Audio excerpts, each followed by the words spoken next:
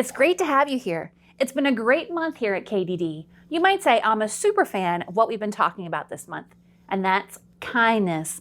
Kindness is showing others they are valuable by how you treat them. We've talked about how important it is for us to show kindness and treat others the way we want to be treated. After all, everyone is valuable. Everyone is made in the image of God. We can show people how valuable they are when we act like a superfan, when we treat them with kindness, respect, and love. We can show kindness to people who are a lot like us and to people who aren't like us too. We'll hear all about that a little bit later in today's story. But first, let's praise and worship together.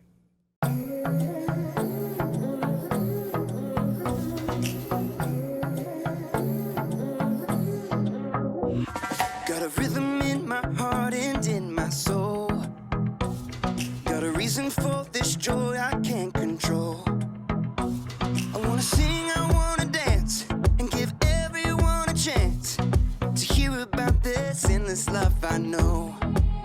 Oh, what you give to me is not for me to keep. It's for the world to see your love.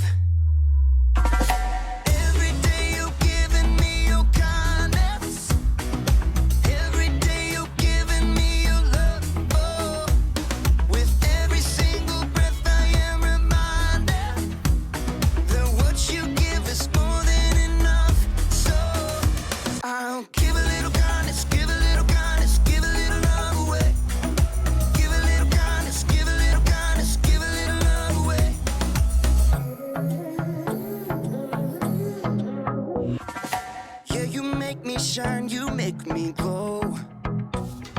You pick me up when I am feeling low. I wanna sing, I wanna dance, and give everyone a chance to hear about this endless love I know. Oh, what you give to me is not for me to keep. It's for the world to see your love.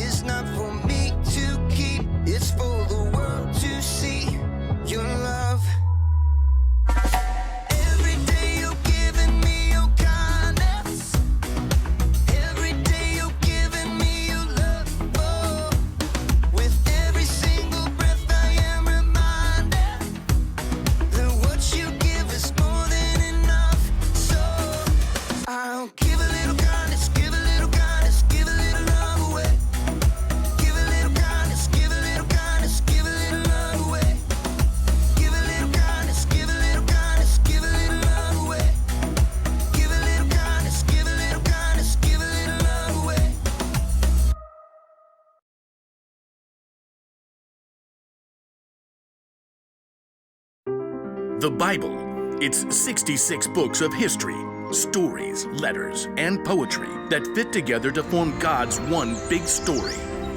The epic adventure of how He created us and loves us so much that He made a way to rescue us. As we travel through the Bible, from Genesis to Revelation, we discover people who met God and found their lives changed forever. Now, for an amazing story, inspired by the book of Luke, chapter 10, verses 25 through 37. Everywhere Jesus went, crowds of people followed. His popularity made the religious leaders kind of nervous, how he turned their expectations upside down.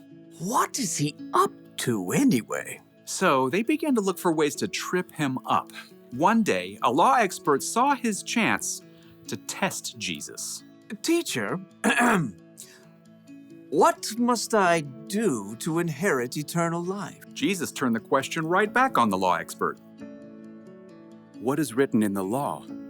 How do you read it? Love the Lord your God with all your heart and with all your soul and with all your strength and with all your mind. And love your neighbor as yourself. You have answered correctly. Do this and you will live. But the law expert wanted to discover the very least he could do to obey the law, so he got tricky. Yes, but really, who is my neighbor? Jesus looked directly at the law expert and he saw what was in his heart. So Jesus began a story. A man was going down from Jerusalem to Jericho.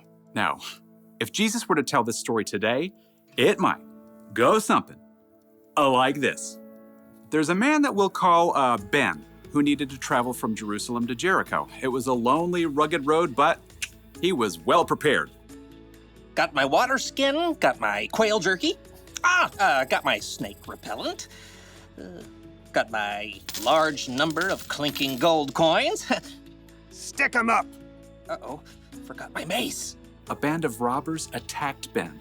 They took everything, leaving him half dead by the side of the road. Help! Please! Help me! There was no one to hear. The sun beat down. Shadows shifted as the day wore on. At last, he heard footsteps. Through shimmering heat, he could barely see a man in khakis and a blue button-down shirt. In the beginning, let me Google the Greek word for beginning. That'll make me sound more intelligent. The man was a preacher working on his Sunday sermon. Help me! The preacher spotted Ben lying there in the dust, but he immediately looked down at his phone, pretending not to see. Instead, he crossed to the other side of the street, putting as much space between him and Ben as possible. Please! But the preacher was gone. Ben's throat was dry now. He could barely swallow. Finally, he saw someone else. I've got peace like a river, I've got peace like a river, I've got peace like a river in my soul. A worship leader was now trekking down the road. He wore skinny jeans, an unnecessary scarf, and AirPods. Help me! Well, the worship leader definitely saw Ben, but he cranked up the volume on his AirPods and shimmied to the other side of the road as he passed.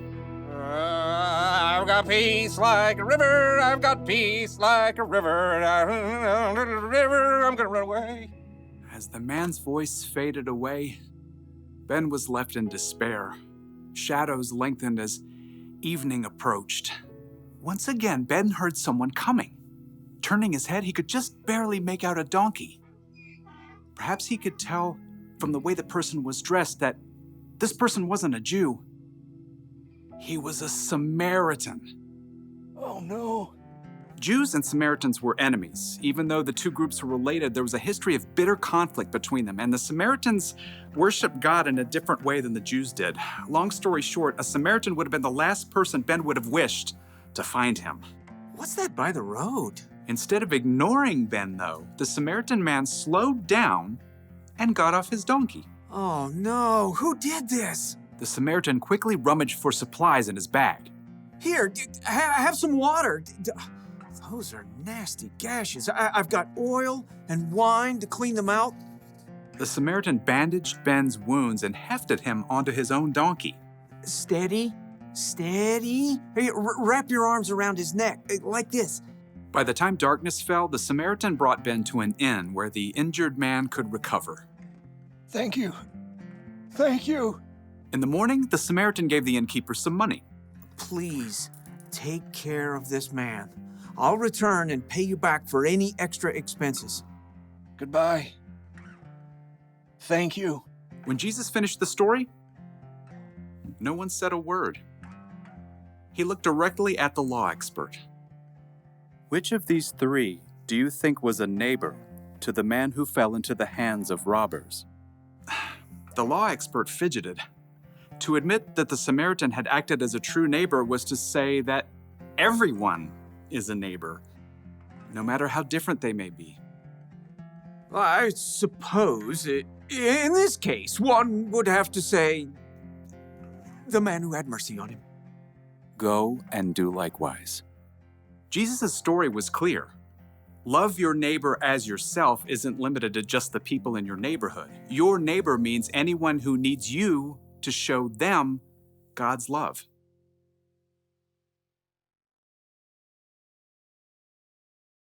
Jesus' story made it very clear. Anyone you ever meet is your neighbor. We shouldn't just show kindness to people who are like us. We should show kindness to everyone we meet. Be kind to people who are different from you. Everyone who needs you to show them God's love is your neighbor, whether they look like you, act like you, or even believe like you. It's important for us to show kindness to other people because everyone is important to God. We can look at the way Jesus lived and see how he showed kindness to everyone. He hung out with people who others had forgotten, people who were sick, and people who had done wrong things in the past. Jesus even made a Samaritan a hero of the story we told today, someone who most Jewish people would have seen as an enemy. And when Jesus died on the cross, he did it for everyone. We should show kindness to every person we meet, just like he did. You can show how much you love God by the way you treat others. Don't know where to start? Try doing this. Ask questions to understand people who are different from you. Show them that they matter to you. Think about what's best for them, not what's just best for you. Everyone is valuable to him. That's true about people who are similar to you, and it's also true about people who are very different from you. What we need to remember is this: be kind to people who are different from you. Bye, friends. See you next time.